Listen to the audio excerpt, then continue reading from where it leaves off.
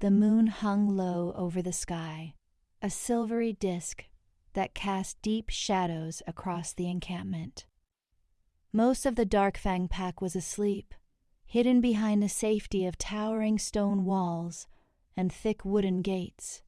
Beyond those gates, an entire world lurked in the dark, filled with potential threats, but none were more formidable or more hated than the Blood Moon pack.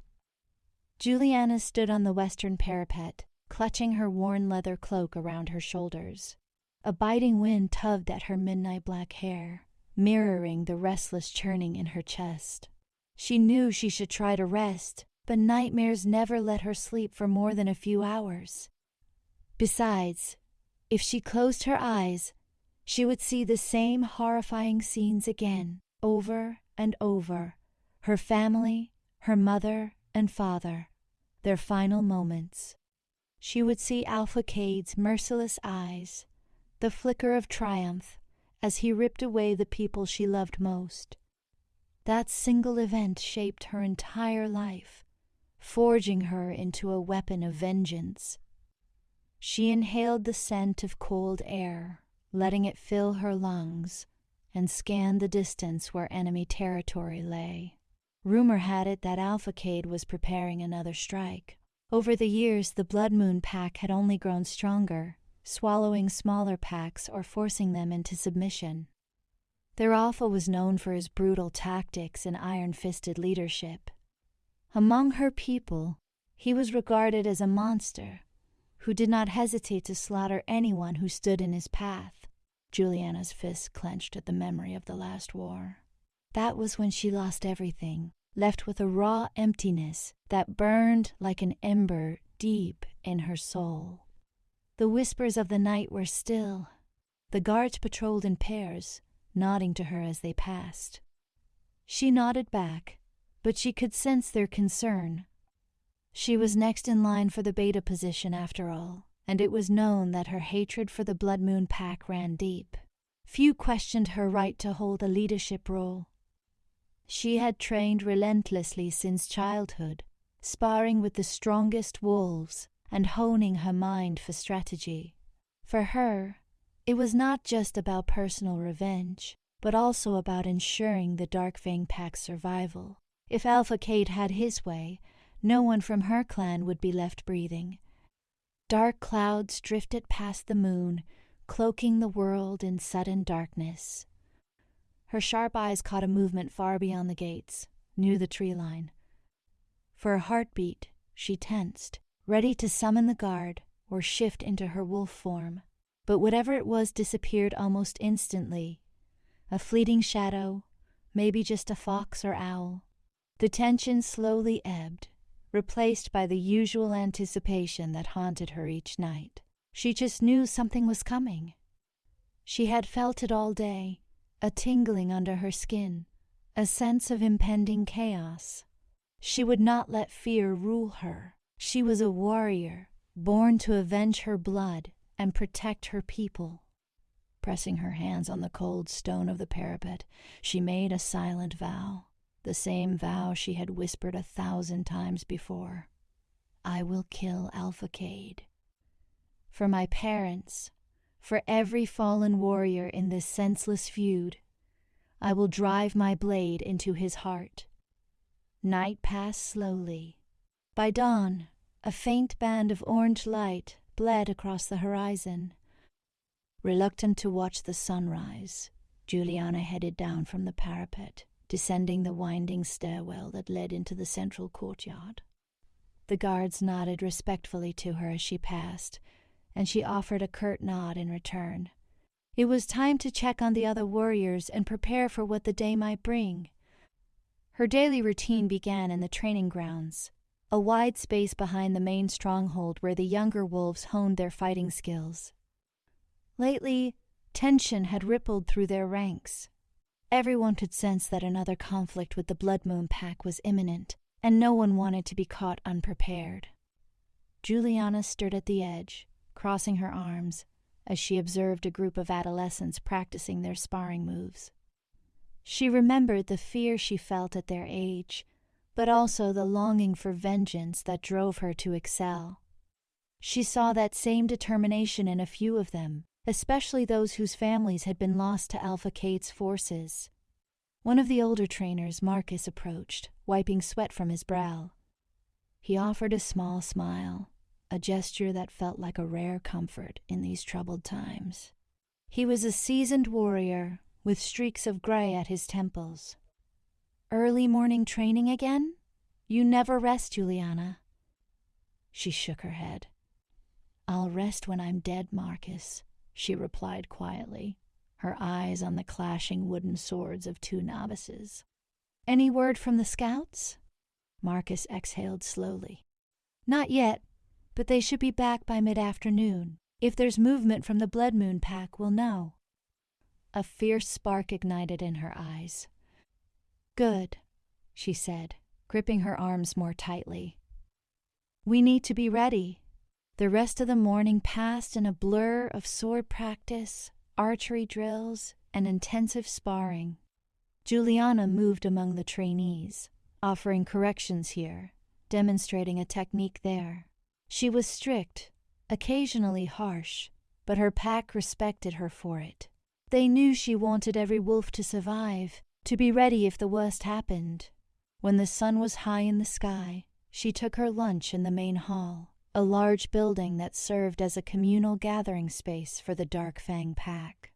Massive chandeliers made of iron and deer antlers lit the interior at night, but now the hall relied on natural sunlight filtering through high windows. The scents of roasted meat, baked bread, and warm stew filled the air. Juliana sat at a long table with a few of the other seasoned warriors. Their conversation inevitably turned to war and the possibility of forging alliances with neighboring packs. "We can't let the Blood Moon pack take more territory," said an older warrior with a long scar down his cheek. "If they do, they might cut off our trade routes completely.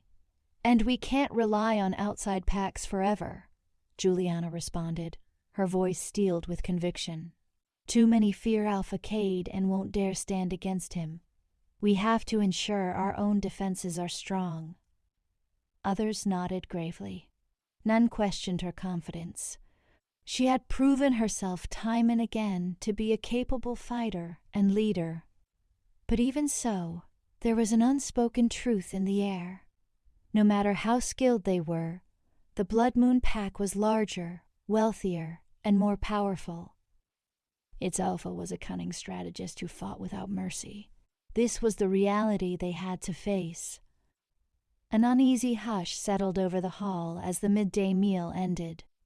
People dispersed, returning to their assigned tasks. Juliana excused herself and walked back out into the courtyard, her thoughts drifting to the horrors of the war, the image of that man with cold, amber eyes. A shudder ran through her, anger and hatred tangling into a near-physical ache in her chest. Mid-afternoon arrived, and with it came the scouts. They rode in on horseback, their wolves hidden beneath the surface unless threatened. Dirt-caked, sweat-streaked, and breathing heavily, they reported immediately to the inner courtyard. Juliana hurried to meet them, her heart thudding in her chest. "What's the news?" she demanded, her eyes fixed on the panting young scout in front of her. He swallowed, his eyes wide. "We saw some Blood Moon warriors on the march, about 2 days' travel from here. Not an entire army, but a large detachment. They might be heading this way." Juliana's entire body tensed. This was it, the sign she had been waiting for. "How many?" she asked quietly. "Hard to say, but maybe 50 or 60. Well armed from what we could tell, and we caught sight of their banners." Her blood ran cold. Kade rarely sent out official battalions unless he had a specific target in mind. A small group like that might be meant for infiltration, or perhaps a strategic sabotage. Regardless, it felt like a direct threat. "Marcus," she said, turning to the older trainer who had followed behind her, "spread the word. Everyone needs to be on alert. Prepare for an attack, or at least a skirmish. We cannot be caught off guard." Marcus nodded, already signaling some guards to accompany him. They would run through the protocols, close the gates, man the watchtowers, ensure all wolves were ready to shift at a moment's notice. The scout hesitated, then continued. "We also heard rumors, Juliana, that Kade might be traveling with them." Her breath caught in her throat. Alpha Kade himself, coming here, possibly to lead a group personally? That seemed unusual, considering how large his territory was. He typically sent his subordinates to enforce his will. If he was coming himself, it meant something more significant was at play. Rage flared in her chest, hot and sharp. That man was a ghost from her nightmares, a living monster who embodied every ounce of her pain. She had sworn to kill him, but never imagined she would face him so soon. She straightened, fists curling at her sides. "We will be ready," she said, voice trembling with subdued fury. "This time, the Blood Moon Pack won't find us cowering." The day stretched into an anxious afternoon, and the entire stronghold buzzed with tension. Archers took position on the parapets, and warriors stationed themselves inside the walls, some in wolf form, some half-shifted with lethal claws. They were prepared to defend their territory. Juliana personally inspected their ranks, making sure everyone was armed and resolute. Hours trickled by without any sign of the enemy, and as dusk fell, a heavy sense of foreboding weighed on them all. The command was clear: stand guard throughout the night. Juliana joined a group at the western gate, listening for any sound beyond the walls, any indication of intruders. Her wolf senses were on high alert, and her heartbeat thudded in her ears. Not a single star was visible in the sky, thanks to the thick clouds rolling overhead. The darkness was nearly absolute, broken only by the flickering torches along the walls. A hushed whisper ran through the soldiers as time dragged on. Perhaps the scouts were mistaken, or the detachment had changed course. Then, in the dead of night, they felt it, a faint tremor in the ground, a vibration that made the hair on the back of their necks stand on end. "They're here," someone hissed. Torches and pitch were readied. Swords were unsheathed, steel glimmering in the uncertain light. Bows were nocked. All eyes scanned the darkness outside the massive wooden gate. Then came a resounding crack, followed by heavy thuds of weapons striking the gate. Juliana's heart thundered in her chest, and she forced herself to remain calm. She signaled for a few of the best archers to take to the ramparts, while the strongest warriors readied to push back any breach. A roar, deep and feral, echoed through the night, and then with violent force part of the gate splintered. Arrows whistled through the gap, and a fierce battle cry erupted outside. The Blood Moon warriors had arrived, and they were not hiding their approach any longer. Juliana clenched her jaw. She barked orders for the men and women at her side to stand firm. She could sense the fear in them, but also their determination. This was their home, and they would not abandon it easily. A moment later, the wooden gate burst open in a rain of shards and twisted metal. Several towering wolves bounded in, saliva dripping from their jaws. Armored warriors followed, swords and axes raised high. The clash of steel against steel and the guttural snarls of enraged wolves filled the air. Juliana leaped into the fray, her sword glinting in torchlight. She fought viciously, her training and fury blending into a deadly dance. She slashed at a Blood Moon wolf attempting to pounce on one of her younger packmates. The creature yelped and collapsed, bleeding from a shoulder wound. The next foe lunged at her with an axe, but she sidestepped, driving her blade into his flank. Her wolf side stirred beneath her human skin, and her hearing, sight, and strength sharpened. She refused to shift fully yet, wanting the advantage of wielding her sword. Bodies slammed into each other, the courtyard alive with the shrieks of combat. Somewhere in the chaos, a figure emerged, tall, broad-shouldered, with hair the color of obsidian. Even from a distance, Juliana felt the waves of power radiating off of him. He wore dark armor, etched with the sigils of the Blood Moon Pack. His amber eyes glowed, scanning the battlefield with the detachment of a seasoned killer. When he met Juliana's gaze across the carnage, she felt a jolt in her core. Alpha Kade. Time seemed to slow.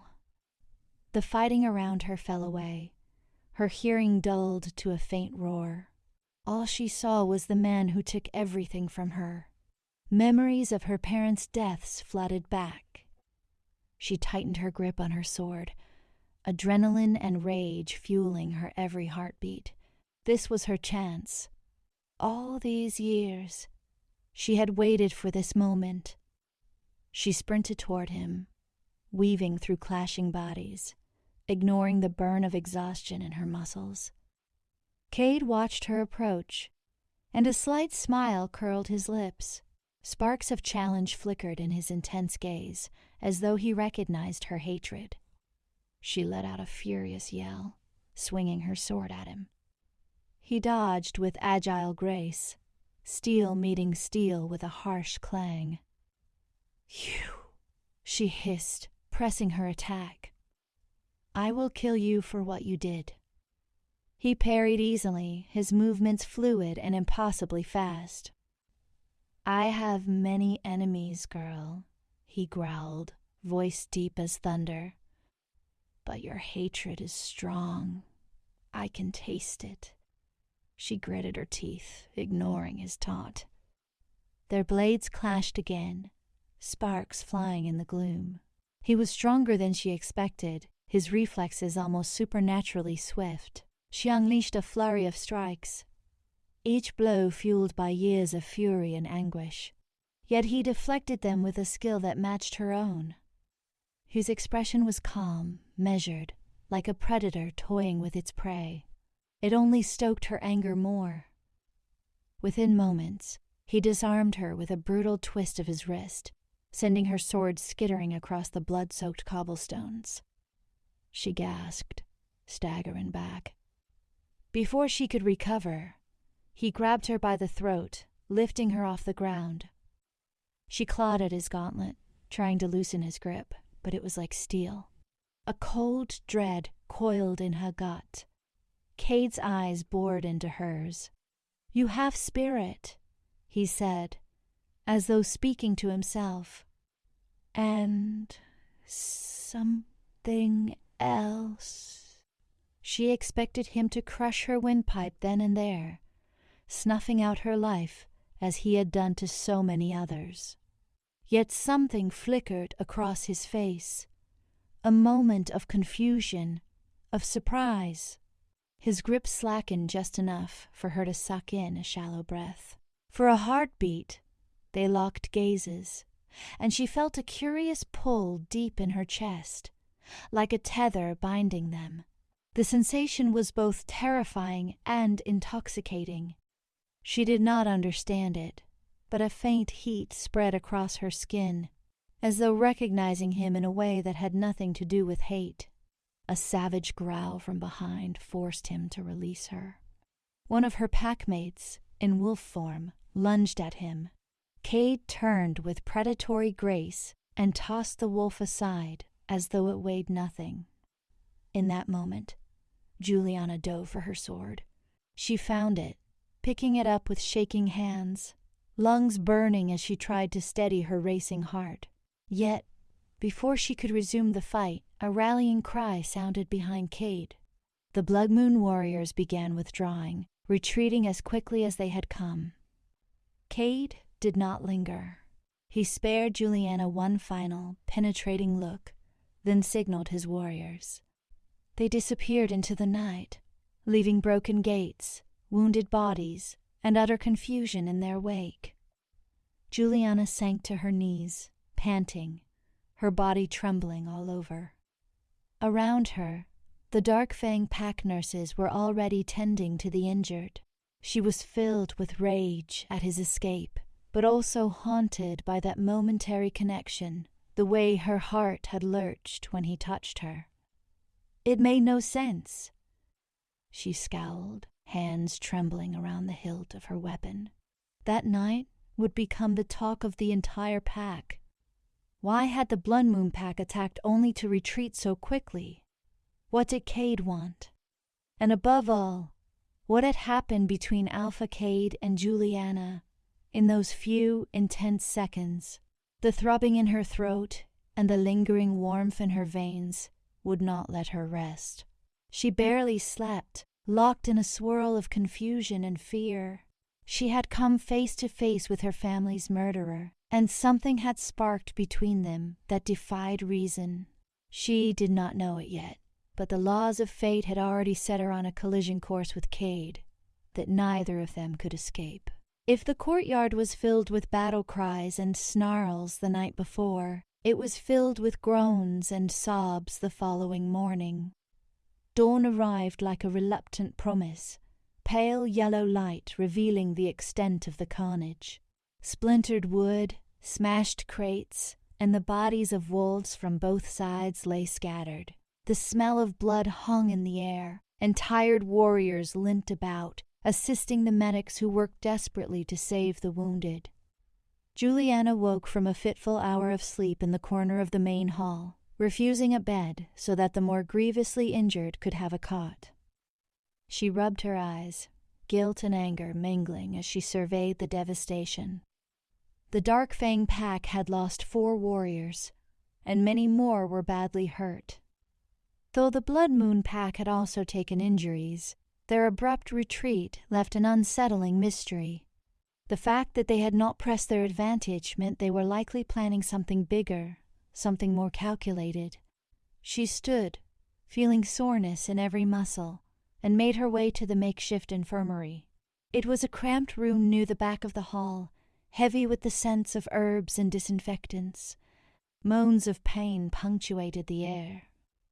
The pack's healers, mostly older wolves skilled in herbal remedies, moved rapidly from one patient to another. Her eyes landed on Marcus, who lay pale and trembling on a straw mattress, his arm bound in bloody bandages. She crouched beside him and placed a hand on his good shoulder. He cracked an eye open, forcing a weak smile. "Juliana," he croaked, voice faint.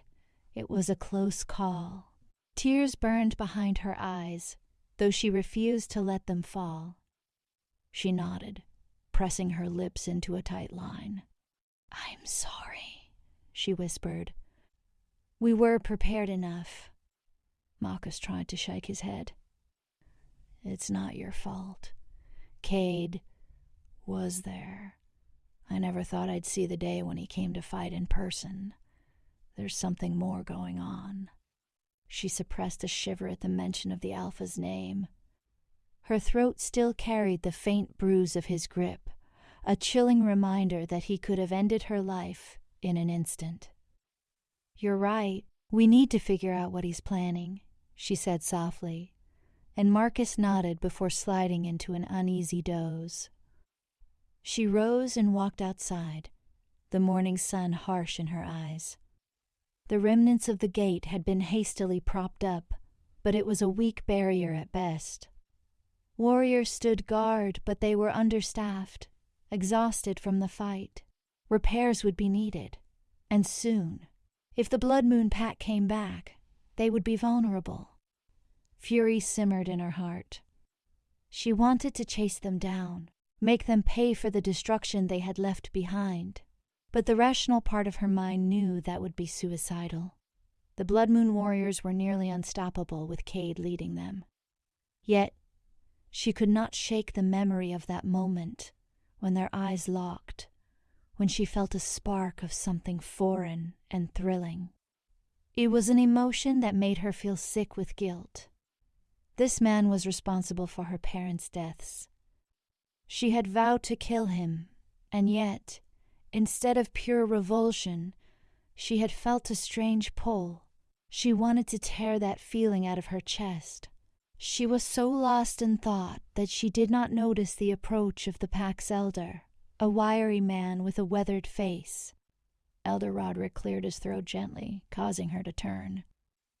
"Juliana, might we speak privately?" he asked, his voice gravelly but kind.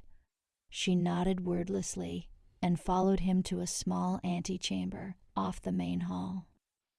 Once inside, he closed the door. The space was dimly lit, and a faint scent of old parchment and dried sage clung to the air. The elder's expression was serious, his dark eyes probing her as if he could read her thoughts. "I noticed how Alpha Kade looked at you last night," Roderick said without preamble. "And how you seemed different after your confrontation." She tensed. "Was it that obvious?" She tried to hide her turmoil behind a stoic mask. "He tried to kill me," she said curtly. "But I'm still here. That's all that matters." Roderick shook his head slowly. "I've lived a long life, child, and I've seen many conflicts between our pack and the Blood Moon pack. Alpha Kade rarely reveals himself unless there's a greater purpose. And the way he hesitated, it's unusual." Juliana felt her heart hammer. She had been trying to avoid the question that now loomed between them. Did Kade recognize something in her? Some bond that neither of them expected? She swallowed hard. "I don't know what you're talking about," she murmured, though it sounded unconvincing even to her own ears. Elder Roderick sighed, placing a gentle hand on her shoulder. "Our people have legends about a destined mate bond. Sometimes it forms between allies, sometimes between enemies. It's unpredictable, and often it can lead to conflict. But it's powerful, more powerful than most. Realize..." A chill spread through her. Of course she had heard the stories. The mate bond was rare and revered in werewolf lore. When a wolf found their mate, it was said to be an unbreakable connection of souls. Yet how could that possibly apply to her and Alpha Kade, her sworn enemy, her family's killer? She refused to even entertain the possibility. "You think the bond might have recognized him as my mate?" she asked, her voice shaking with anger. "That's impossible." Roderick's gaze softened. "I hope it isn't true, for your sake. But if it is, you must be cautious. The mate bond can override reason, even loyalty. It can tie you to him in ways you cannot imagine." She pushed back from him, a storm of resentment and confusion swirling in her chest. "I won't let that happen," she growled. "I would sooner die than be bound to that monster." His sigh was heavy with pity. "The bond doesn't care about our personal grudges, Juliana. Just be mindful, trust yourself, and if you feel anything strange, come to me." She nodded stiffly, her thoughts a whirlwind. Once the elder left, she sank into a chair, burying her face in her hands. She wanted to scream at the cruelty of fate, at the idea that she could be tied to the very man who obliterated her life. No, she told herself, it could not be. She would never accept him as a mate. But deep down, a tiny part of her trembled, recalling how her heart had raced when his eyes bored into hers, when his skin brushed hers. It felt as though her wolf had recognized him, responding to his presence with a primal, visceral awareness. If that was indeed the mate bond, then she was living a nightmare. She clenched her jaw, shoving the thought away. She would not bend to that bond. She had a duty to protect her pack, to exact vengeance on her family's killer. With renewed resolve, she stood and left the antechamber. There were more pressing matters to attend to. She consulted with the pack's blacksmith about reinforcing the gates, spoke with the head guard about strengthening patrols, and checked on the watchtowers. All the while her mind churned, half focused on the tasks at hand, half dreading the possibility of encountering Alpha Kade again. Night fell, and the repairs continued by torchlight. The sound of hammers striking iron and the rasp of saws cutting wood filled the air. Many of the warriors refused to sleep, fearing another surprise attack. Juliana found herself pacing along the walls again, her eyes scanning the dark horizon. She almost wished that Kade and his warriors would reappear, so she could finish what they started. But the night remained eerily silent, as though the Blood Moon Pack had melted back into the shadows. She forced herself to catch a few hours of sleep, but it was restless and haunted by disjointed dreams. She saw Kade's face, contorted by a sneer, then morphing into something almost tender. She dreamt of her parents lying lifeless on the ground. The mark of the Blood Moon Pack burned into their flesh. Each time she jolted awake, her heart hammered against her ribs, sweat slick on her brow. By the time dawn arrived, she had resolved to quell these doubts by taking direct action. The mate bond, if that was truly what she sensed, was nothing more than a cruel trick of nature. She would gather a small, elite team and track the Blood Moon warriors, even if they had to tread deep into enemy territory. Information was crucial, and more importantly, she wanted a chance to end Kade's life before he could strike again. She strode across the courtyard, approaching a cluster of warriors. Some were wrapping bandages around minor wounds, others sharpening their blades. They looked up as she neared, and a ripple of respect and apprehension passed among them. "Listen up," she said, projecting confidence she did not entirely feel. "We can't wait for the next attack. We need to know what the Blood Moon Pack is plotting. I want volunteers for a scouting mission. We'll leave by midday and track them. We'll remain as hidden as possible, gather intel, and return." A murmur rose. Marcus was out of commission, so the next most experienced warrior was Garth, a hulking man with broad shoulders and a stern face. He stood, crossing his arms. "I'll go," he said without hesitation, his voice deep and resonant. "Though we need to be careful. They might anticipate retaliation." She acknowledged that with a nod, then glanced around at the others. A young but fiercely capable fighter named Leah raised her hand. "Count me in," she said firmly. 3 more followed, each determined to protect their home. "Good," Juliana said, scanning their faces. "We leave in a few hours. Get your supplies ready, and remember, we're aiming to remain undetected. We'll gather whatever information we can and only strike if absolutely necessary." They dispersed, preparing for the mission. Julietta headed to her quarters, a small stone chamber near the southwestern tower. It was plain, furnished with only a bed, a trunk for her belongings, and a wash basin. She strapped on her leather armor and carefully selected weapons, a short sword, several throwing knives, and a small crossbow. As she packed, she could not stop her thoughts from circling back to Kade. The idea of seeing him again caused her stomach to twist, not entirely from fear, but also from a strange, gnawing anticipation. She cursed under her breath, forcing down the flutter in her chest. They set out at midday, slipping through a hidden side passage that led away from the main gate. The land beyond the fortress was a patchwork of dense forests and rolling plains. It was risky business tracking the Blood Moon Pack, especially if Kade was among them, but Juliana was driven by a purpose greater than caution. She marched at the head of the group, scanning the terrain for signs of recent travel.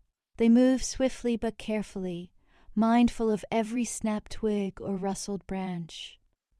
Within a few hours, they found footprints pressed into the damp earth, evidence of a large group passing recently. Broken foliage hinted at the direction they had taken. Darth knelt to examine the tracks, his brow furrowing. They were moving quickly, likely right after the battle. Juliana nodded. Let's follow them. Stay alert. They pressed on, the forest growing thicker, sunlight filtering through a canopy of leaves. Every so often, they caught the stench of blood or the faint tang of sweat lingering in the breeze. It was nerve-wracking, but they were well trained in the art of stealth. Juliana's heart pounded with each step, her senses on edge. Then, late in the afternoon, they spotted a distant plume of smoke rising through the treetops. The group froze, exchanging tense glances. If that was a Blood Moon camp, they needed to approach with extreme caution. Juliana signaled for silence, and they advanced in a tight formation, creeping closer until they could hear low voices and the crackle of a campfire. They halted behind thick undergrowth, peering into a small clearing. Several tents stood around a central fire, and at least a dozen warriors milled about. Many wore the distinctive black and crimson attire of the Blood Moon pack. Her heart butted in her chest as her eyes swept across the camp, searching for one face in particular. Then she saw him. Alpha Kade stood near the largest tent, speaking with a smaller figure whose features were hard to discern. He looked just as formidable as before, dressed in dark leather that accentuated his powerful frame. Even from this distance, she could sense the raw authority he exuded. Her breath caught, and the hair on her arms rose. The group around her was equally tense, their eyes trained on the enemies. Garth leaned close and whispered in her ear, "We should find a better vantage point. Keep watch for a while." She nodded, swallowing hard, trying to push aside the confusing swirl in her stomach. They circled around, seeking higher ground on a small rocky outcrop that overlooked the clearing. From there, they had a clear view of the Blood Moon warriors going about their routine, sharpening weapons, tending to wounds, preparing for the next move. This was no ordinary scouting party. It looked more like a forward base, a staging ground for something bigger. Suddenly, there was movement near Kade's tent. He emerged with the figure he had been speaking to. Now in the afternoon light, Juliana could see it was a woman with silver hair and a regal bearing. She carried herself like a high-ranking subordinate, perhaps a beta. The two of them conversed in low tones, but even from a distance, Juliana sensed the tension. Kade gestured sharply to the west, and the woman nodded, then turned, barking orders at nearby warriors. Within moments, several wolves shifted into their animal forms, padding silently into the trees. Juliana's group exchanged worried looks. They could not tell what was being planned, but something was definitely in motion. She felt a pang of dread, imagining another sudden strike against her pack. They had to act, but how? Leah inched closer. "We need more information. Maybe we should split up. Some of us can move around to the other side of the camp, see if there's another vantage point." Juliana weighed the idea carefully. The risk was high. If discovered, they'd be outnumbered. Still, sitting here would not yield the intel they needed. She nodded. "All right, Garth and I will stay here. Lee, you take the others and see if you can circle around. Move like ghosts. If there's trouble, get out." Leah gave a determined nod, and soon she and the others were gone, sliding into the forest shadows. Juliana and Garth resumed their watch. Minutes stretched into an hour, then 2. The sun dipped lower, painting the sky with gold and pink hues. They saw Kade strolling through the camp, speaking with his warriors, occasionally gazing into the distance as though sensing something on the wind. She suppressed a shiver whenever his gaze flicked toward their hiding spot, even though she knew he could not see them. Her heart insisted on hammering anyway. Twilight settled, the campfires below glowing brighter against the darkening sky. Torches were lit around the perimeter, revealing sentries posted at intervals. Blood Moon warriors were cautious, well-trained. Suddenly, there was a commotion near the south edge of the camp, a startled shout, followed by growls. Juliana tensed, her grip on her sword tightening. Had Lee's group been discovered? A moment later, she spotted movement among the trees on that side. A figure darted through the undergrowth, pursued by at least 2 wolves. Despite the distance and darkness, she recognized the silhouette, one of their own. Panic surged. She turned to Garth. "We have to help them." He nodded, and they quickly descended from their vantage point. The fastest route to the south perimeter of the camp required skirting around a ravine. They ran as quietly as possible, but every snapping twig felt deafening in the tense hush of dusk. They arrived just in time to see Lee and another Darkfang warrior, pinned by Blood Moon wolves, the beasts snarling and snapping at their throats. Juliana did not hesitate. She raised her crossbow and fired, hitting one wolf squarely in the flank. The creature yelped and rolled away, giving Leah a chance to scramble up, blood trickling down her arm, but her eyes still fierce. Garth charged the second wolf, grappling it away from the wounded warrior. Chaos erupted as more Blood Moon wolves arrived. They needed to escape before they were overwhelmed. "Retreat!"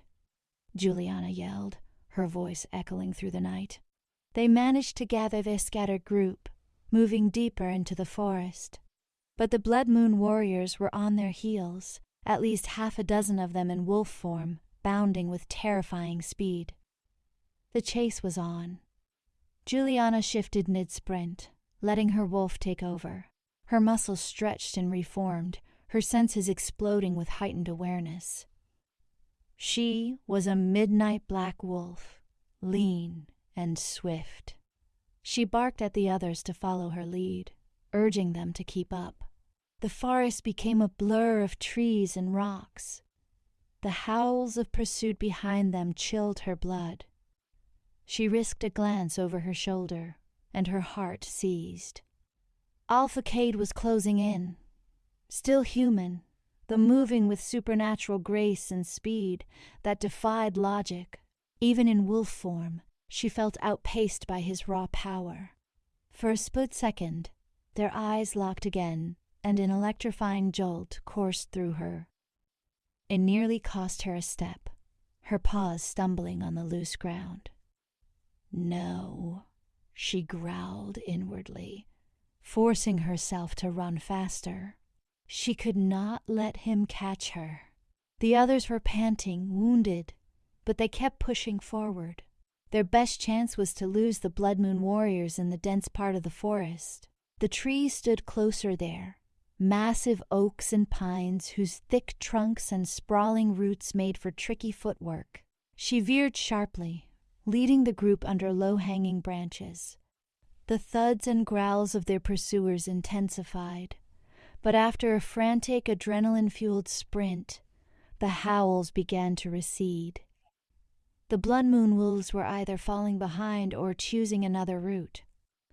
Eventually, the forest grew silent again. The only sound Juliana could hear was the pounding of her own heart.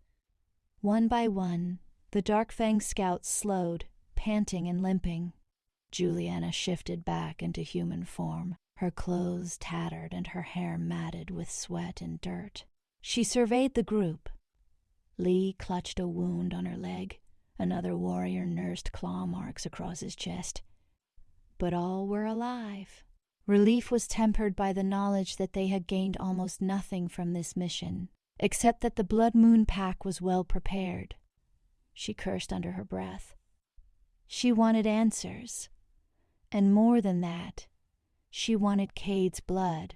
Yet the chase had only confirmed that direct confrontation was suicidal. They would need a new plan, something cunning, maybe even a diplomatic approach with other packs to form alliances. The thought rankled her pride. She did not want help. She wanted to bury her blade in Kade's heart. They gathered themselves and set off toward home, the shadows of night thickening around them.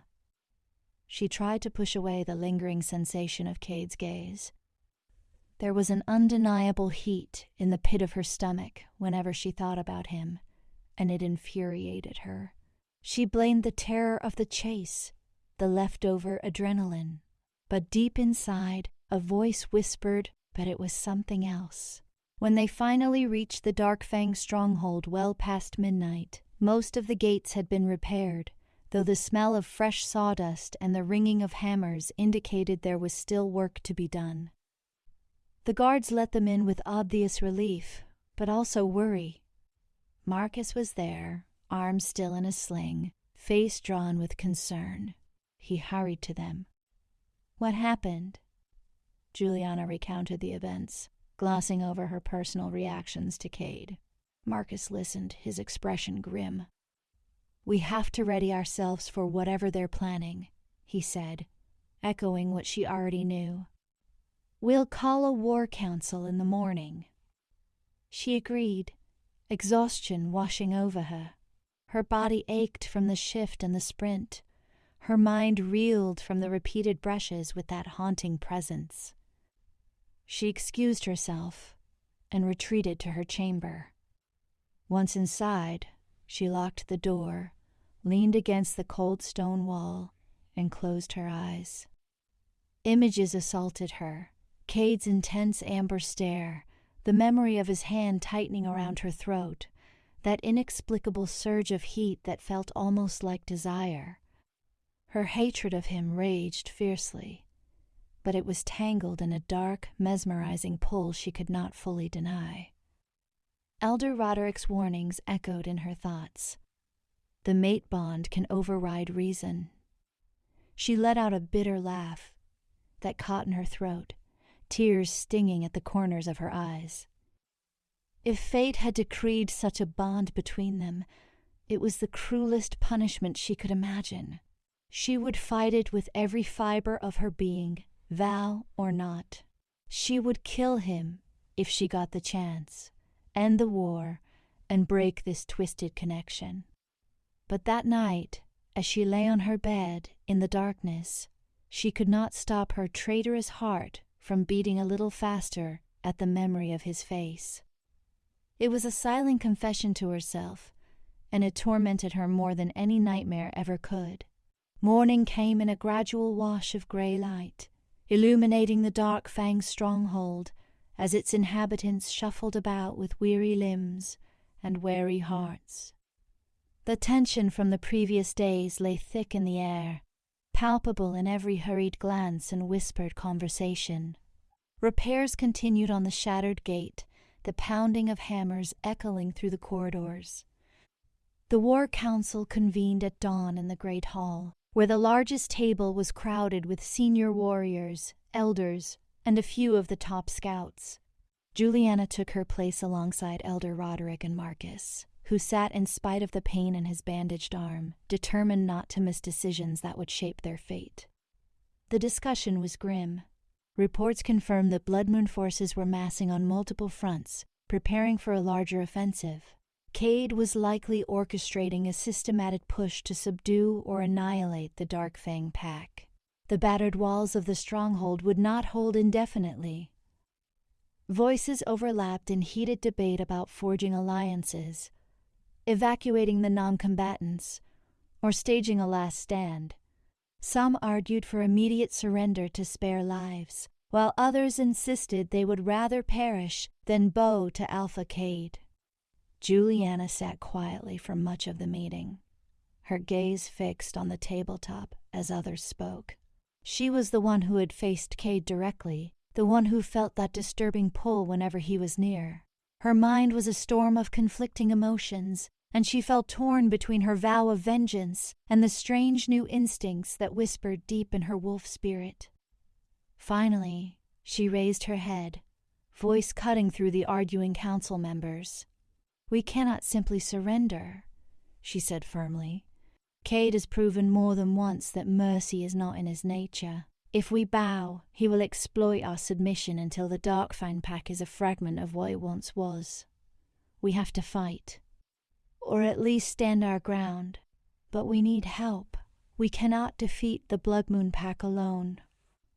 A ripple of uneasy agreement passed through the chamber.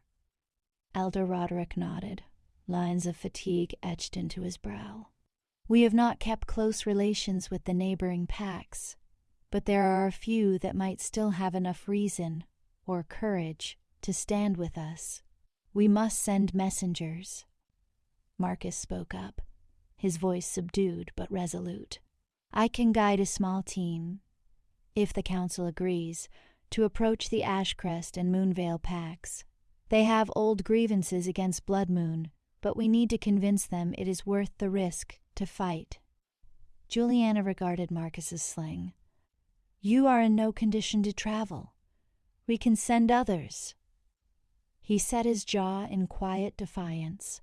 "I may not be at my full strength, but many of those who have the experience to negotiate are injured as well, and my knowledge of those packs' leaders is stronger than most. This is a task better suited to me than any unseasoned messenger." She exhaled, torn between concern for his safety and the desperate need for someone with his diplomatic experience. Finally, she conceded with a slow nod. "All right, go, but be cautious. Kade likely has scouts everywhere. We have to assume that if we try to form alliances, he will find out." Thus, the council concluded with a grim plan to send out Cleese for aid. Meanwhile, Julietta would oversee the stronghold's defenses, rallying what remained of the Darkfang warriors. The meeting dispersed, leaving her with a knot of apprehension in her stomach. As the others shuffled out of the hall, she lingered near the fireplace, watching the flames dance on aged logs. Elder Roderick approached, placing a gentle hand on her shoulder. "Child, there is another matter we need to discuss," he said gravely. "If the bond is truly between you and Alpha Kade, it could become complicated. Have you felt anything else since your confrontation with him?" Heat flared along her neck, the memory of Kade's touch sending a ripple of conflicting desire and loathing through her body. She forced a scoff, crossing her arms. "Only nightmares," she lied, though her voice wavered. "Whatever I felt was just shock from battle." Roderick's gaze conveyed sympathy. "Be vigilant, Juliana. The mate bond can grow stronger with time, especially if you are in proximity to one another. And if it has already been triggered, there may be other effects." She did not need him to elaborate. The legends were clear. Once a mate bond was sparked, separation often led to physical and emotional distress. Worse, in rare cases, a union between destined mates could result in pregnancy with startling ease, even if only a slight union of blood or momentary intimacy occurred. She bristled at the thought. If she were carrying Alpha Kade's child, no, that was impossible, she told herself. They had barely touched, but in werewolf lore, the bond did not always follow the normal laws of chance. She prayed that, for once, the stories were exaggerated. Without another word, she left the great hall and immersed herself in the preparation of defenses, instructing archers to spread out along the ramparts, updating guard rotations, and organizing supply caches in case the siege dragged on. She worked until her muscles ached, ignoring the faint sense of nausea that churned in her stomach. By nightfall, the fortress appeared more secure, though her heart still pounded with every distant howl of the wind. She awoke the next morning with the same unsettled feeling, Checking her reflection in the brass mirror by her bedside, she noticed the subtle pallor beneath her skin and the tired circles under her eyes. Dismissing it as fatigue, she dressed quickly in her armor and set out to oversee more training drills. But shortly after midday, the unsettled feeling intensified to the point that she had to duck behind a stable to retch, nausea overwhelming her senses. Panic fluttered through her as she realized she felt no fever, no chills, just an inexplicable sickness that came in waves. A terrifying possibility seeped into her mind, and she gripped the wooden stable wall, breathing hard. No, not now. Surely she was just ill, run down. Anything else. Elder Roderick found her moments later, his face laced with concern. She tried to wave him off, but he studied her with an experienced eye. "Juliana, you should see the healers." She set her jaw, refusing to admit her fears. "I just need to rest for a moment." Roderick, with a softness in his tone, placed a hand on her arm. "Sometimes our bodies know truths before our minds do. Go. If there is something you need to confirm, the healers can help." Her throat felt too tight to argue. Reluctantly, she followed him through the corridors toward the infirmary. A hush fell inside, broken only by the whispers of patients and the soft rustle of herbs in mortar and pestle. A middle-aged healer with gray-streaked hair approached, her gaze flickering between Juliana and Roderick as though sensing the gravity of the moment. Wordlessly, she guided Juliana behind a curtain to a small cot, instructing her to lie down. Healer Madeline had been the pack's most knowledgeable medic for years, known for her skill with both potions and old werewolf lore. She examined Juliana's pulse, peered into her eyes, and asked about her symptoms.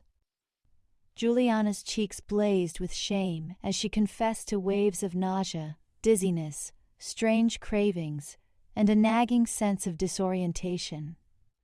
Madeline's eyes narrowed slightly in recognition, her lips thinning. "Juliana, have you had any significant contact with someone who might be your mate?" the healer asked gently. Juliana's heart thundered against her ribs. He forced me down, pressed against me. It was violent, but..." Her voice caught, tears of fury pricking at the corners of her eyes. "Nothing happened beyond that moment in the courtyard. That's all." Madeline's face grew pensive. "The mate bond is potent, especially with an alpha. Sometimes the exchange of energy, saliva, or even a scratch can be enough to awaken the bond fully. And if it is awakened, your body may be reacting in ways you do not expect." She paused, letting out a slow breath. "We have a test that can confirm pregnancy in werewolves much earlier than human methods, if you wish." Juliana paled, her hands clenching around the edges of the cot. Every fiber of her being wanted to refuse, to deny the possibility, but some deeper part needed to know the truth. She nodded shakily. The healer produced a small knife and a shallow bowl etched with runes. She pricked Juliana's fingertip, letting a few drops of blood mix with a moonflower elixir. The liquid hissed, turning opalescent.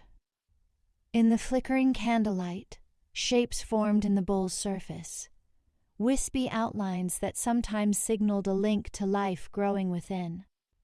Madeline's eyes filled with pity. "Juliana, you are carrying a child," she said gently, voice hushed so no one else in the infirmary would overhear. "All signs point to it. The mate bond can make conception near instantaneous under certain circumstances, especially with an alpha as powerful as Kade. I am sorry." A strangled gasp tore from Juliana's throat as she jerked upright. She felt as though the world had slid out from beneath her, leaving her suspended in a vortex of horror and disbelief. She pressed a trembling hand to her lower abdomen, not feeling any different outwardly, yet knowing everything had changed in a single heartbeat. Rage flared, along with a sense of betrayal by her own body. Her entire life had been defined by her hatred for this man, the murderer of her family, the scourge of her pack. And now his child, his heir, was growing within her. "No," she said, tears stinging her eyes. "This cannot be happening." She looked at Madeline with desperation. "Is there a way to stop it? A potion or something to end it?" Madeline winced, sympathy crossing her features. "There are ways, but they are dangerous, and with the mate bond, sometimes they fail or cause harm to the mother. You could risk your life. Think carefully before you decide." Juliana was at war with herself. On one hand, the thought of bearing Kade's child made her stomach churn with revulsion. On the other hand, she did not want to risk dying and abandoning her pack. Finally, she shook her head in anguished surrender. "I need time to think. Please, say nothing to anyone." Madeline nodded, helping her rise. With unsteady steps, Juliana exited the infirmary, her mind spiraling in a dozen directions. She barely noticed Elder Roderick waiting for her. When he saw her pale face, his expression tightened. "Juliana?" Without a word, she fled, unwilling to confide the terrible news. She retreated to her chamber, locking the door. There, she sank onto her cot, burying her face in her hands. Everything in her life had been geared toward revenge, training, discipline, forging alliances, all to kill Alpha Kade. Now she had to grapple with the reality that she carried a part of him. Worse, the mate bond, once fully formed, would make it nearly impossible for either to fully destroy the other without incurring unimaginable physical or spiritual consequences. The stories were clear. When a destined pair turned on each other, the bond could destroy them both in a slow, agonizing process, haunting them with pain and madness. She thought of her lost parents, of the oath she made on their graves. If they knew of this twisted fate, would they curse her for bearing the child of the man who killed them? It felt like a betrayal of everything she stood for. A cold dread seeped into her, yet beneath that dread, the bond pulsed, a subtle reminder that part of her, her wolf, perhaps recognized Kade as her mate and yearned for the completion of what fate had set in motion. She lost track of time, huddled in her chamber, her mind churning with grief and fury. Only the ring of alarms at the stronghold gate snapped her back to reality. Rising unsteadily, she seized her weapons and hurried out. The courtyard was abuzz with shouts, as lookouts spotted a blood moon envoy approaching under a flag of truce. Shock rippled through the Dark-Fang defenders, who raised bows and crossbows, aiming down from the parapets. At the center of the courtyard, behind the half-repaired gate, stood two figures from the Blood Moon pack, a tall she-wolf with silver hair in a tightly bound braid, and a younger male warrior with a heavy sword strapped to his back. They carried no drawn weapons, hands raised in a gesture of peace. The hush that fell was electric. Juliana strode forward, ignoring the pounding in her head. "State your purpose," she demanded, voice echoing in the tense air. The silver-haired she-wolf met her gaze without flinching. "I come on behalf of Alpha Kade. He wishes to speak with you. Juliana of Dark-Fang. Alone. I am Beta Serena, and this is Caleb. We bear his invitation." Suspicious murmurs rippled through the Dark-Fang warriors. Juliana's lip curled in disgust at the mention of Kade's name. "He wishes to speak?" she spat. "Perhaps he should have thought of that before slaughtering my people." Serena's expression remained impassive. The war has caused many losses, on both sides. But you share a bond that cannot be severed, Juliana. Alpha Kade can sense it, and so can you. He requires an audience with you. Juliana's heart thumped loudly in her chest. Did Kade already know? She tried to keep her voice steady. Tell him I have no interest in parleying with a murderer. Caleb exchanged a glance with Serena, then spoke, his tone measured. He says if you refuse, he will be forced to unleash the full might of the Bloodmoon Pack upon your stronghold, leaving no survivors. He prefers a peaceful resolution, but is prepared to crush resistance. Hisses of fury came from the Darkfang warriors. Bows were tightened, knuckles white around drawn arrows. Juliana closed her eyes briefly, fighting an inner storm. She longed to reject Kade outright, but her pack's safety depended on her decision. And, horrifyingly, the presence of the child within her twisted her sense of desperation. She needed to know what Kade wanted, needed to understand how she might protect her people and free herself from this monstrous predicament. She exhaled. Where does he propose this meeting? Serena inclined her head. He has established a temporary camp in the northern valley, near the tarn. He invites you to come at dusk tomorrow, alone. For a few long seconds, no one in the courtyard spoke. The tension was suffocating. Finally, Juliana's voice cut the silence. Tell your Alpha that I will come, but if this is a trap, I will make sure he dies before he has the chance to celebrate. Serena and Caleb gave curt bows, then exited, leaving the entire courtyard buzzing with shocked exclamations. Marcus, pale from pain and worry, grabbed her shoulder. You cannot be serious. He will kill you if you go alone. She looked into his eyes, letting him see the iron in her resolve. If I do not go, he will bring the fight here, and we are not yet strong enough to hold off a full assault. I will not sacrifice our people without trying to avert disaster. Elder Roderick appeared at her other side, expression grave. Child, it may be the only way to buy time for alliances to form. Yet you must tread carefully. The maid bond complicates everything. Keep your wits about you. Juliana offered a determined nod. She would face the Alpha. If her vow to kill him had any chance of being fulfilled, perhaps it would be during this meeting.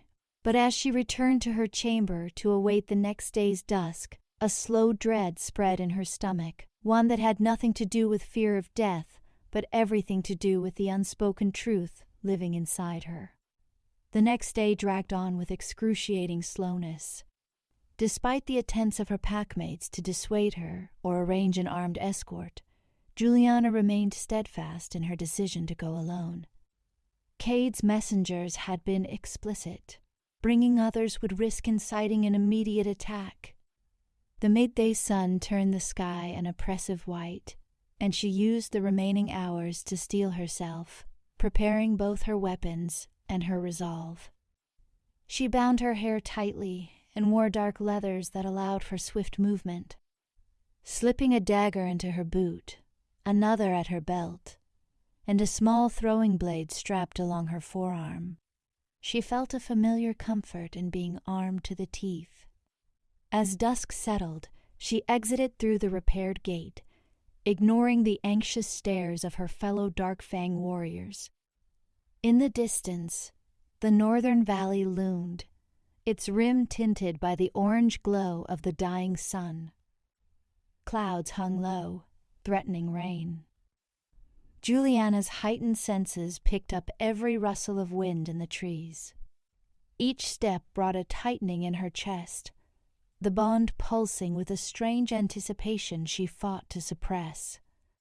If Kade thought to manipulate her through this connection, he would learn how fierce her hatred could be. She reached the tarn just as twilight deepened. The still pool of water reflected the purplish sky. Near the shore, she spotted a cluster of tents, lit by torchlight, guarded by a handful of Blood Moon warriors. Her heart pounded as she approached. 2 wolves sniffed the air, baring teeth at her presence, but a sharp command from Serena, who emerged from a nearby tent, made them back off. "Follow me," Serena said, her voice carefully neutral. Juliana stiffened, glancing at the silent guards. "If this is a trap, you will all die," she warned softly. Serena did not respond. She simply turned and led Juliana past the tents to a larger structure pitched near the water's edge. A single torch flickered outside. When Serena lifted the flap, Juliana smelled the faint scent of incense, tinged with the musky undertone of Alpha Kade's presence. She steeled herself and ducked inside, hand on her dagger hilt. There he stood, tall and imposing, dressed in form-fitting black armor that emphasized the raw power in every line of his body. His hair was pulled back at the nape of his neck, accentuating the sharp planes of his face. Amber eyes flicked over Juliana's form, and she felt a sudden surge in her veins, an unwanted recognition that heated her blood in the space of a breath. She clenched her jaw, unwilling to let him see how his mere presence affected her. The flap closed behind them, leaving them alone in the tent, a soft golden glow from the brazier casting shadows across Kade's features. "You came," he said, voice low.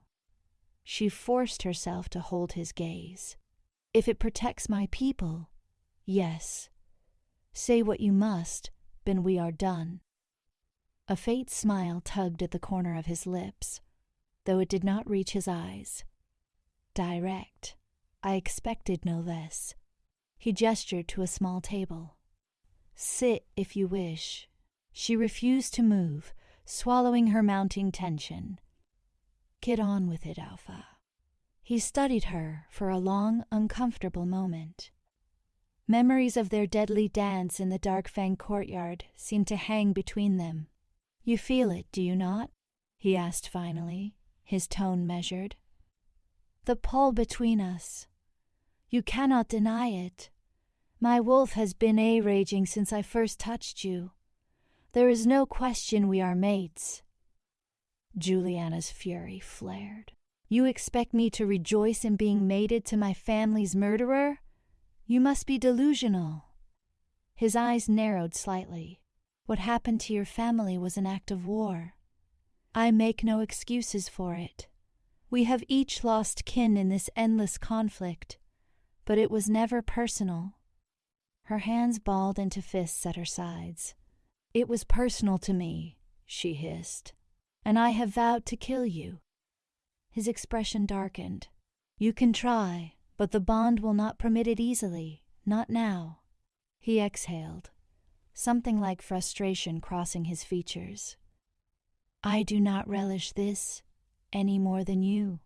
Fate is cruel to bind us." The depth of that statement startled her. She had expected arrogance, maybe gloating.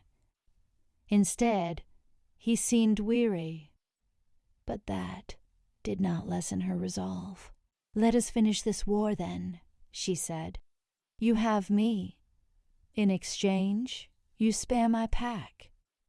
A flicker of something sparked behind his eyes. "Is that truly what you want? To trade your freedom for the safety of your people?" She forced herself to nod. "They are all I have left. I would rather become your prisoner than watch them be slaughtered. I know your savage reputation, and I assume if we consummate this bond," her voice caught, a tremor betraying her fear, "then you will leave them alone." Kade's gaze dropped to her abdomen, and her heart nearly stopped. Did he sense the life growing there?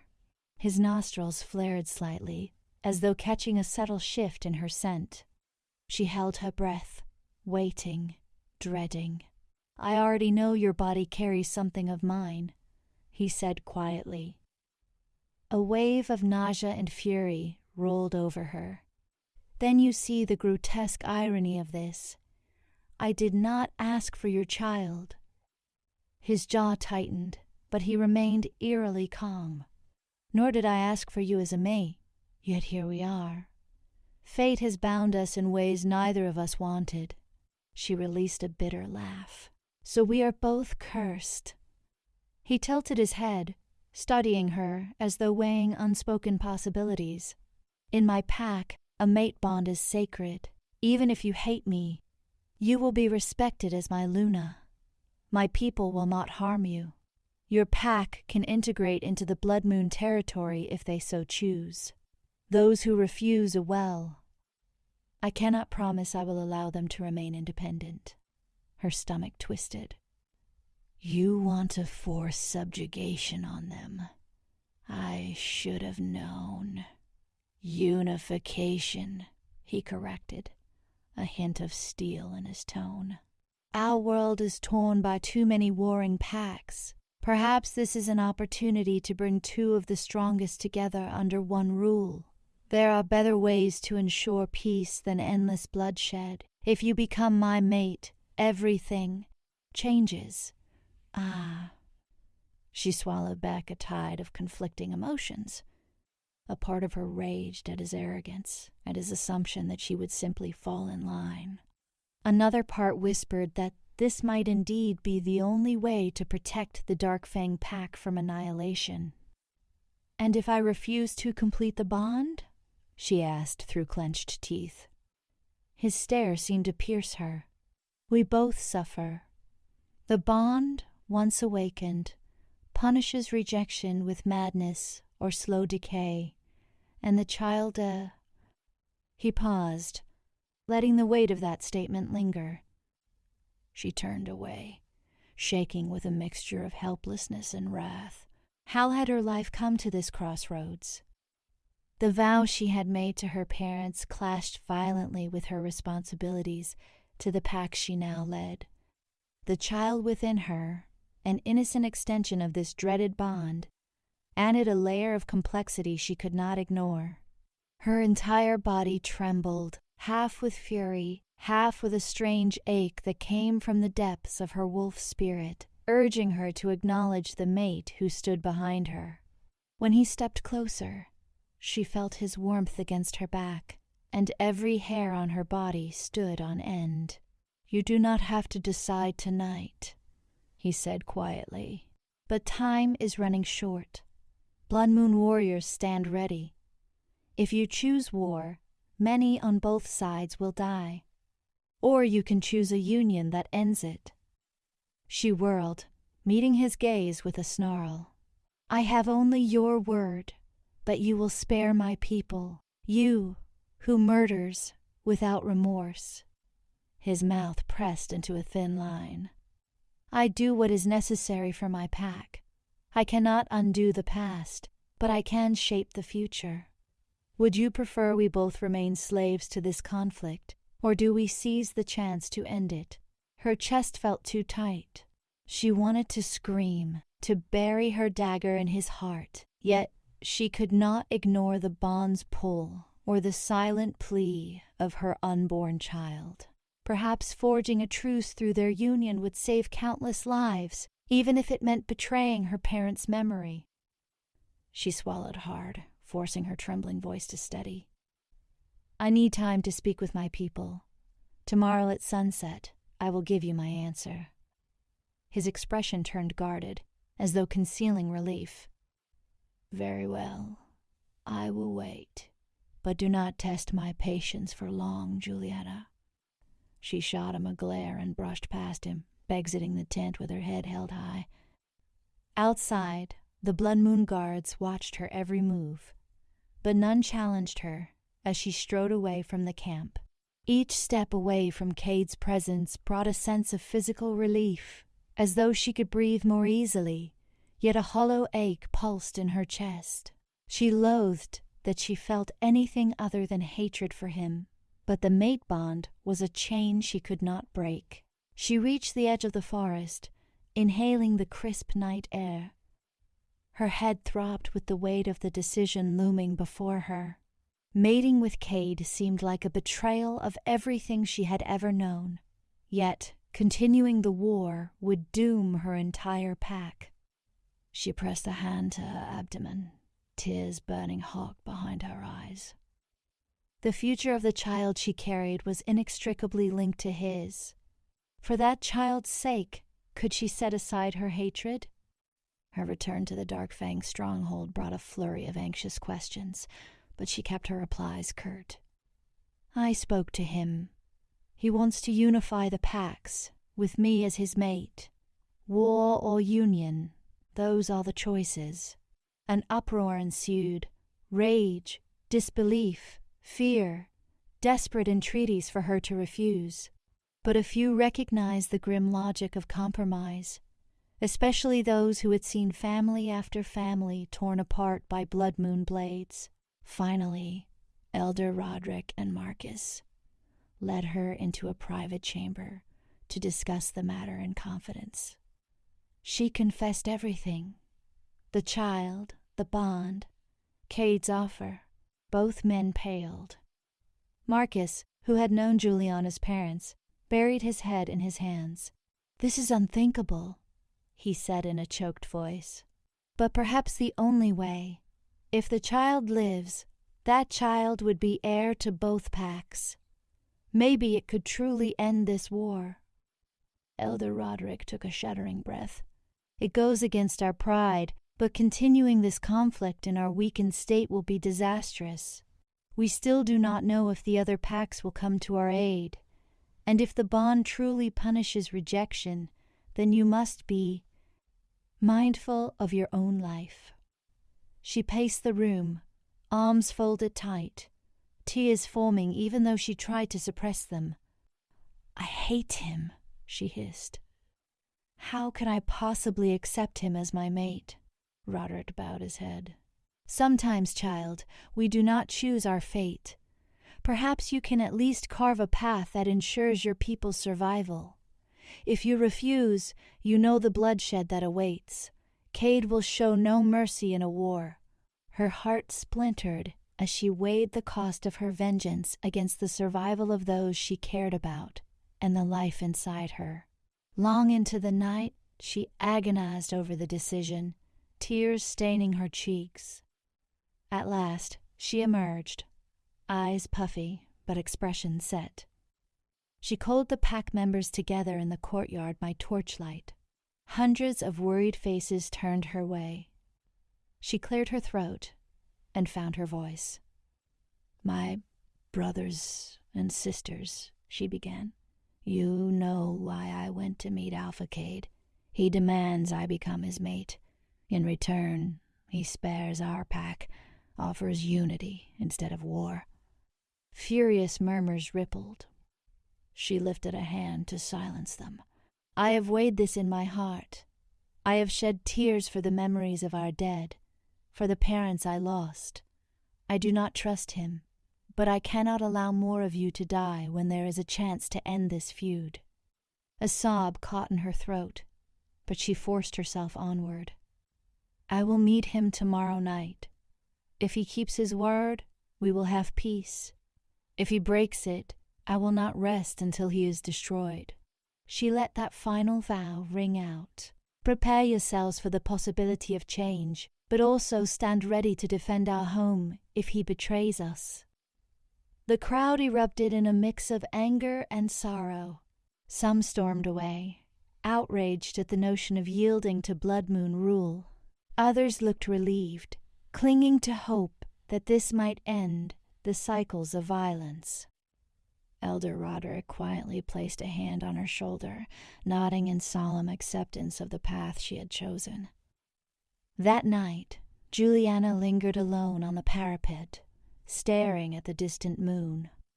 She whispered apologies to the ghosts of her parents, tears slipping freely down her cheeks, for she felt she had failed them. But maybe, just maybe, she was saving an entire generation from meeting the same bloody fate.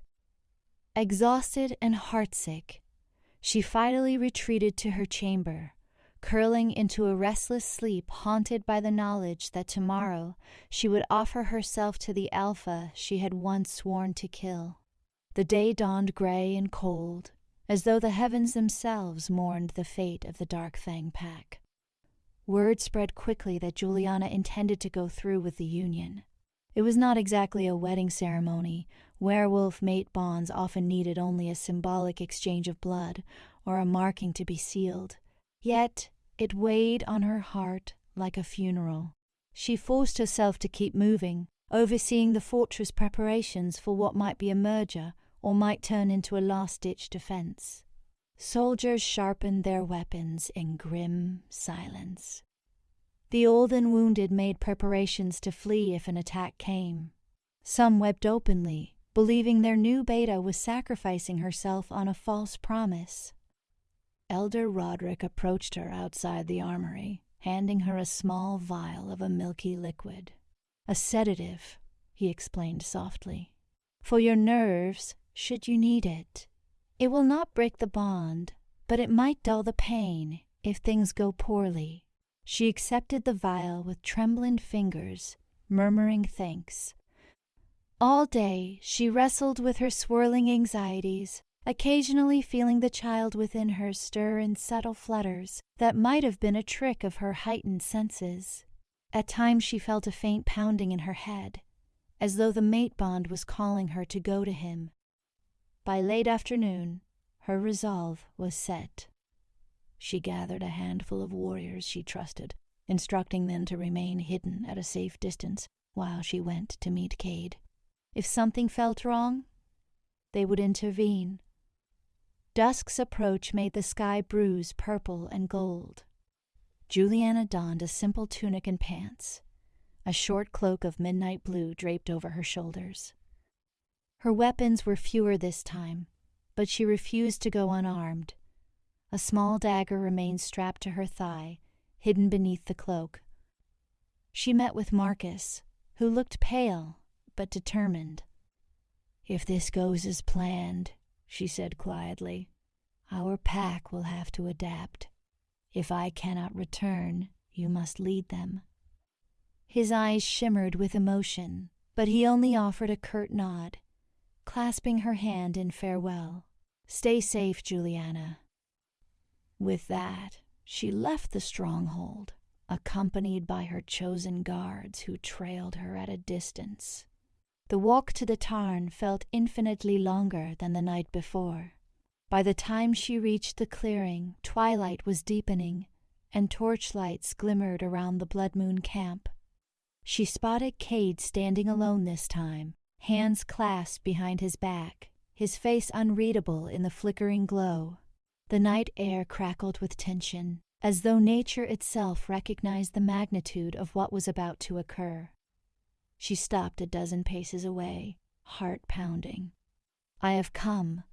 If you truly want peace, then let us ensure it. Mark me and be done with this." A bitter edge tinged her voice, though she tried to steady her tone.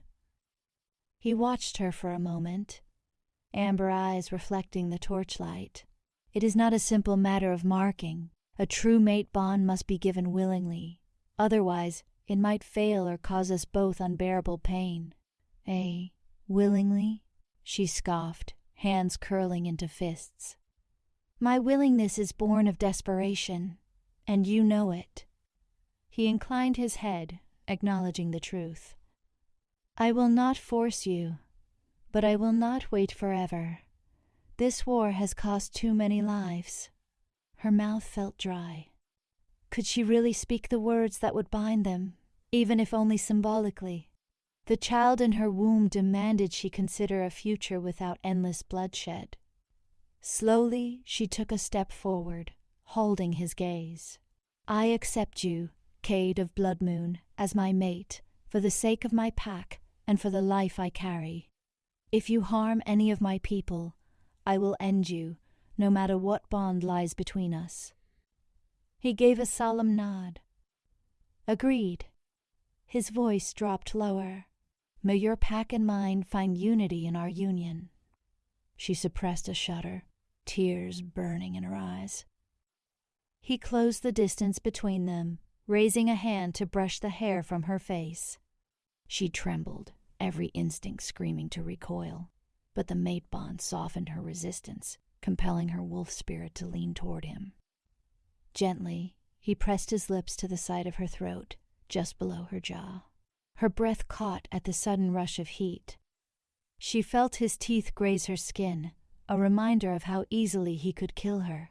Then, in a swift, precise motion, his fangs pierced her flesh. She bit back a gasp as pain flared, followed by a wash of warmth that coursed through her veins.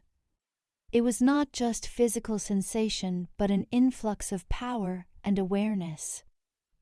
She felt his heartbeat, felt a thread connecting them in an intimate dance of energy. Blood trickled from the small wound, and he licked it softly, sealing it as all werewolf mates did. The mark glowed faintly, imbuing her with a sense of his presence that left her breathless. Fate's chain locked into place. The bond was sealed. She sagged slightly, dizzy from the surge of emotion. He wrapped an arm around her waist to steady her, and for a moment she let herself lean on him. Hate, sorrow, and fierce longing warred within her. She pressed a hand to her newly marked throat, feeling it pulse with a strange vitality. It was done. She was now the mate of her greatest enemy. A chorus of howls erupted from the Blood Moon warriors, echoing through the valley. Their pack instincts recognized the forging of a new Luna bond. Juliana's hidden guards watched anxiously from the edge of the forest, uncertain whether to emerge. She caught a glimpse of them, nodded once to indicate she was alive, and, for the moment, unharmed. Kade raised his head, gaze sweeping across the gathered warriors. "This union signals a new era," he announced, his voice resonating with Alpha authority. "Dark Fang and Blood Moon shall stand together. The war ends here." A subdued murmur passed through the Blood Moon forces. Some looked resentful, others relieved. Juliana, still trembling, pulled away from Kade and turned to face them. "If any of you dare to threaten my people," she said fiercely, voice cracking with unspent rage, "I will rip you apart, bond or no bond. Do not test me." Her courage seemed to stir a mixture of respect and caution in their eyes. She could sense their pack instincts, and they could sense her newly forged tie to their alpha. Whether they liked it or not, she now held a place among them. She looked back at Kade, loathing the flicker of tenderness she felt at the sight of his face. Her mind replayed every memory of him butchering her family, yet her wolf clung to him with undeniable need. It was maddening. Hours later, under the star-strewn sky, a tense negotiation took place between a small contingent of Darkfang and Blood Moon representatives. They hammered out the terms of unity, establishing that the Darkfang pack would keep its territory and partial autonomy, but ultimately pledge allegiance to the Blood Moon Alpha, who now stood as Juliana's mate, bridging the Kret. 2 packs. Any aggression against Darkfang would be considered an act of treason. The child she carried, if it survived, would be recognized as heir to both packs. Juliana's head spun during these talks, her body aching with fatigue and residual pain from the marking. She felt ill, her senses dulled by the flood of conflicting emotions. At times she could feel Kade's concern in the bond, a faint echo in her mind. She hated him all the more for it, for intruding on her thoughts like that. Eventually, the negotiations ended, and the night grew quiet. Tents were pitched side by side in a symbolic step toward unification. The tension remained thick, for centuries of animosity could not vanish overnight. Still, it was a fragile peace. Juliana sat on a fallen log near the water's edge, staring at the moon's reflection in the tarn. She placed a hand over the bandage on her throat, recalling the hot prickle of his bite. Footsteps rustled behind her, and she knew who it was even before he spoke. "You should rest," Kade said, his deep voice carrying softly in the night air. "The bond demands a certain toll on both of us." She did not turn around. "I cannot sleep. My mind will not let me." A slight wave of nausea churned, and she closed her eyes against it. "If you have come to gloat, save your breath." He exhaled, stepping closer. "I have nothing to gloat about. I never wanted a mate who despises me." Her silence spoke volumes. After a moment, he continued. "What you carry that life is our future. I will protect you, both of you, whether you believe it or not." She stood abruptly, spinning to face him. Tears burned in her eyes, and her fists clenched at her sides. "Protect me?" she repeated, voice quivering. "I protected myself when you tore my world apart. If not for your raid, my parents would still be alive." Her anger rolled off her in waves. "Do not talk to me about protection when you were the one who made me an orphan." He bowed his head slightly, and she saw the flicker of regret there, though it could not erase the scars of the past. "I did what I believed was necessary at the time. War twists us into monsters." She let out a sharp laugh. A convenient excuse. She turned her back on him, her anger pulsing. Yet her wolf stirred uneasily, half wanting to submit to the tether that bound them. She despised that weakness. "You have my loyalty only so far as it keeps my people safe. Beyond that, we are strangers. Do not expect forgiveness." The words stung him. She sensed it in the bond, though he tried to hide it. "Very well," he replied in a low voice. "For what it is worth, I will do what I can to ensure peace. Tomorrow, we travel together to your stronghold and formalize the unification in front of both packs.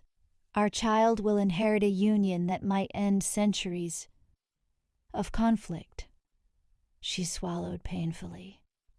"My child," she whispered, unwilling to grant him a share in her heart.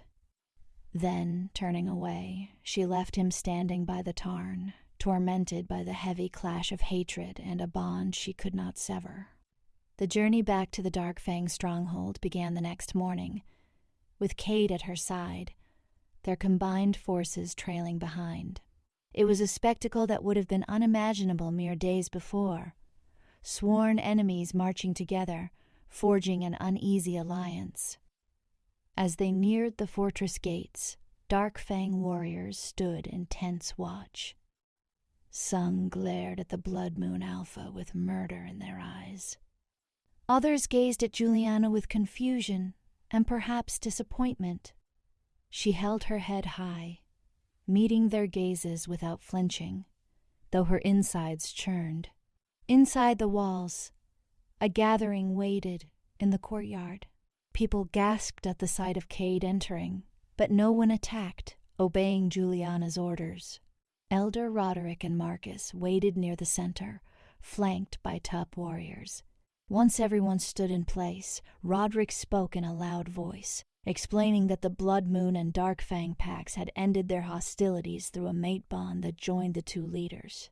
Some members of Darkfang howled in protest, stricken with grief for the loved ones they had lost at Kade's hands. Others remained silent, their faces unreadable, as though too exhausted by war to muster more resistance. Slowly, an acceptance of reality settled in. Juliana watched as Kade approached Elder Roderick, noting the tension in the older man's posture. Kade inclined his head respectfully, surprising the onlookers. "Darkfang will remain under Juliana's leadership," Kade announced, voice resonating through the courtyard.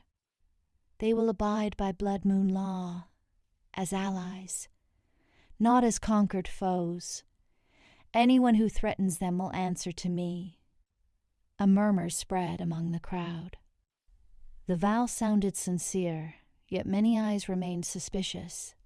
Marcus, stepping forward, bowed stiffly in acknowledgement of the peace. Juliana caught his gaze, and he offered her a small nod of support. The hardest part was over, but the cost weighed heavily on her heart. The next hours were spent merging guard rotations, drawing up new agreements for trade and defense. Kade's beta, Serena, arrived with a contingent of Blood Moon soldiers, and together with Marcus and Elder Roderick, they navigated the complexities of unifying the packs. It was tense and often punctuated by barely restrained tempers, but no violence erupted. Juliana supervised, silently grappling with her own turmoil. She felt ill more frequently now, half from the pregnancy, half from the emotional strain of standing beside the man she despised.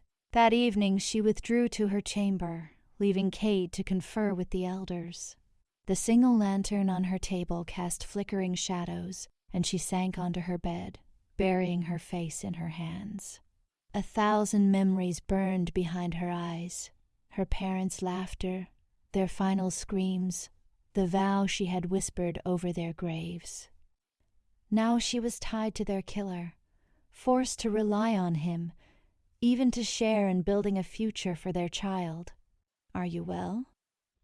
His voice from the doorway made her jerk upright. He stood there, filling the frame with his imposing form, but there was no sneer on his face, only guarded concern.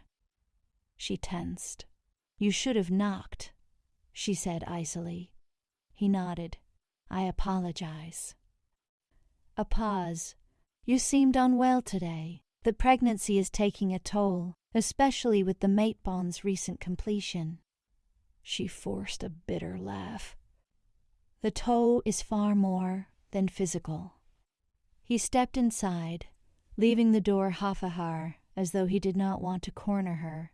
Still, his presence loomed. "If the child is too much strain, we can—" "No," she cut him off sharply.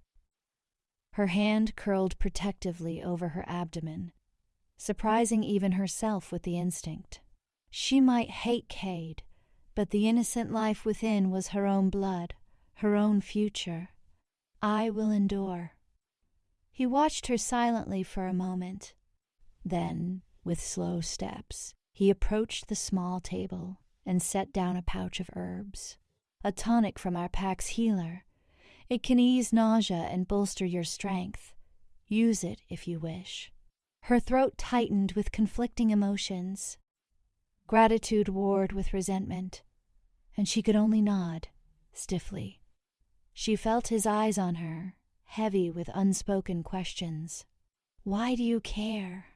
she whispered finally, voice trembling with pent-up sorrow. "Do you truly believe one mate bond can erase the pain we have caused each other?" He hesitated, the lines of his face tightening. "No bond can erase the past, but I care because it is my duty now, and because this child deserves a chance at something beyond war." She shook her head, tears threatening to spill. "Duty," she echoed bitterly. "At least we are honest enough not to pretend this is anything else." His gaze lingered on her trembling hands, on the mark at her throat. "I will not push you," he said quietly. "One day you may see that I am more than the monster you envision, but until then, I will respect your boundaries. If you need anything, call for me." She refused to look at him, swallowing the tears that clogged her throat. After a moment, he left the chamber, leaving her alone with her racing thoughts. For a long time, she simply stared at the flickering lantern, trying to imagine a future where her child grew up in a world no longer torn by war. If that was the only blessing to come from this cursed bond, perhaps it would be enough. Days passed, turning into weeks. The initial turmoil of unification began to settle into an uneasy routine. Blood Moon warriors patrolled side by side with Dark Fang soldiers, forging a tense camaraderie.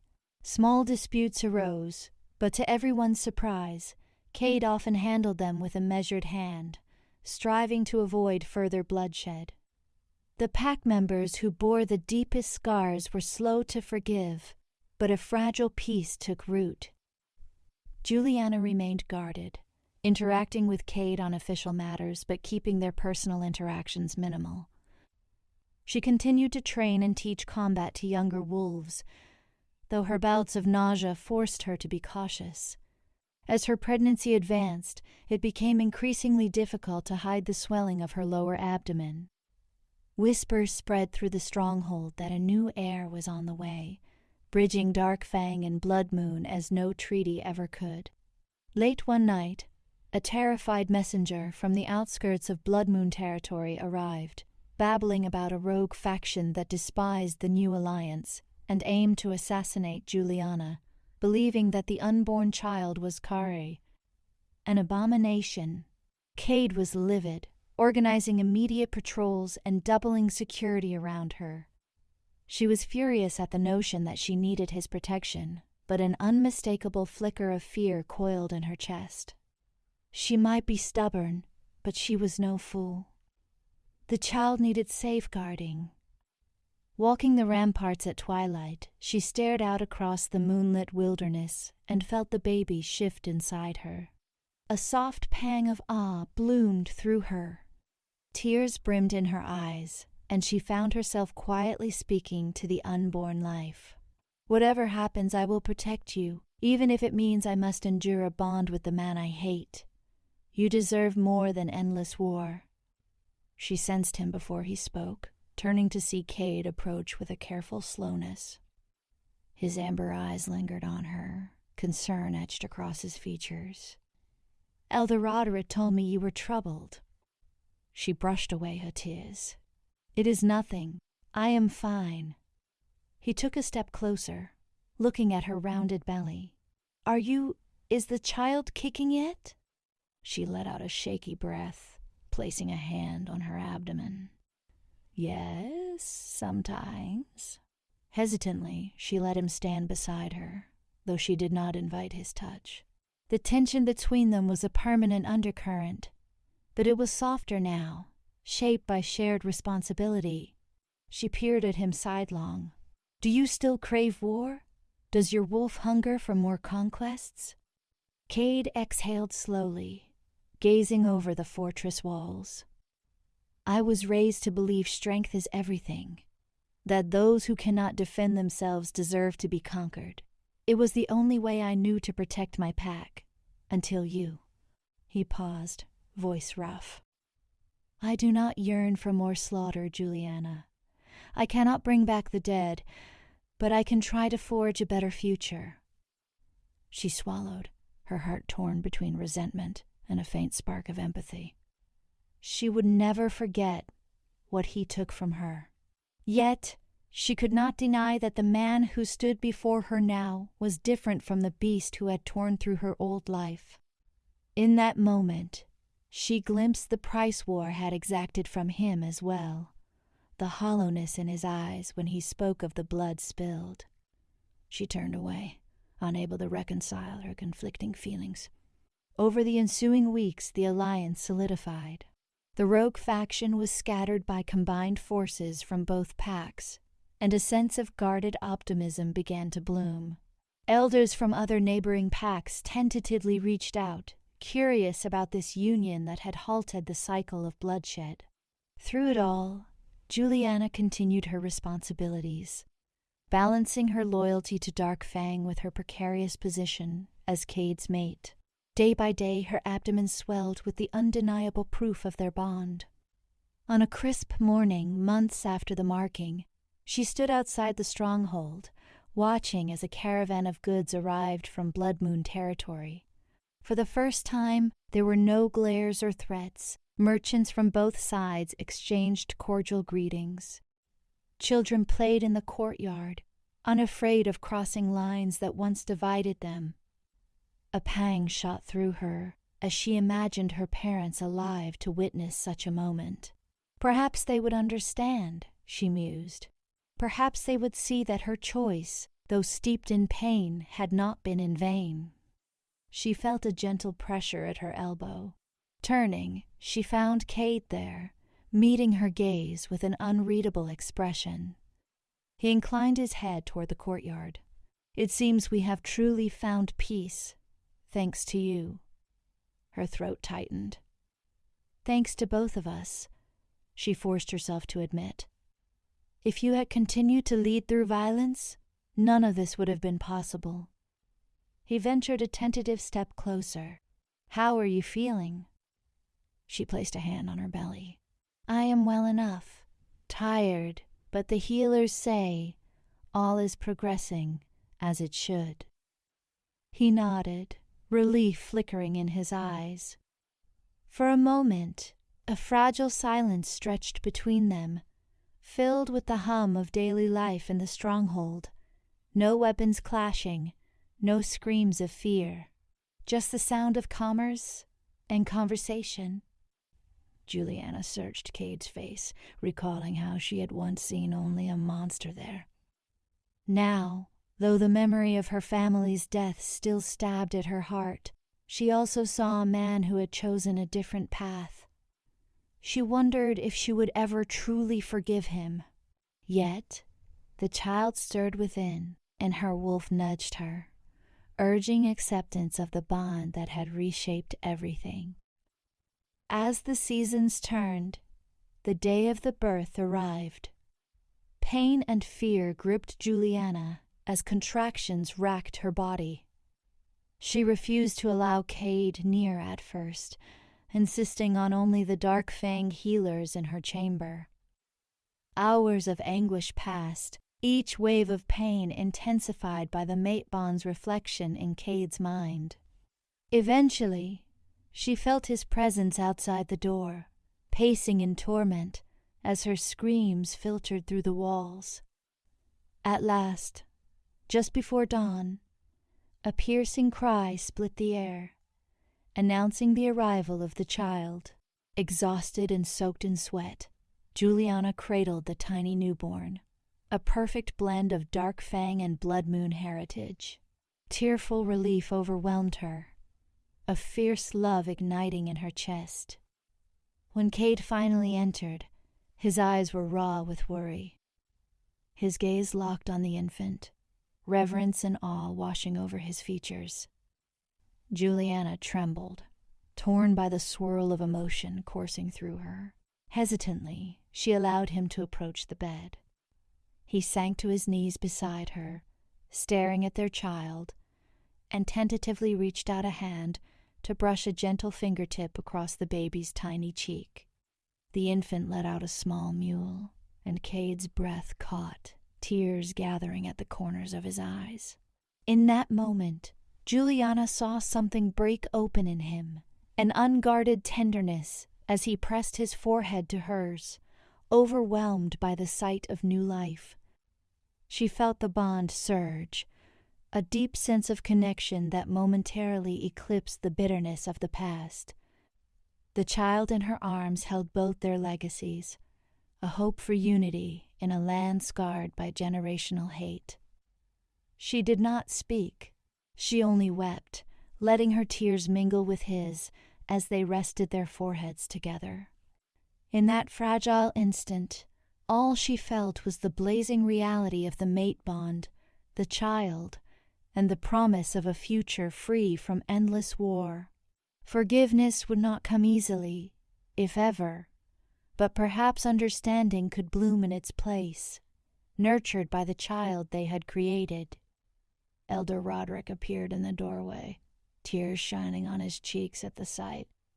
Word spread like wildfire that the heir of Dark Fang and Blood Moon had been born, an event that might finally usher in a generation without the shackles of bloodshed. Outside, the stronghold erupted in celebration. Wolves from both packs howled in unison, the sound echoing across the mountains in a rare harmony. Juliana clutched her child, meeting Kade's trembling gaze. "Promise me," she whispered, voice raw with tears. "Promise me that this child will never see the horrors we saw." He wrapped an arm around her shoulders, voice heavy with emotion. I promise. No more slaughter, no more fear. We will stand united." She exhaled a ragged breath, leaning her head against his chest. She still felt the old anger flicker in her heart, still felt the anguish of her family's loss. But in the baby's soft coo, she heard a delicate hope that maybe their world could change. And so, the vow of vengeance she had once clung to gave way to a different kind of war, the battle to heal old wounds and build a lasting peace. She remained marked by the Alpha she had once called her mortal enemy, bound by a bond stronger than any blade. Through hatred and heartbreak, destiny had led them here. The path ahead would not be easy, nor would forgiveness come swiftly.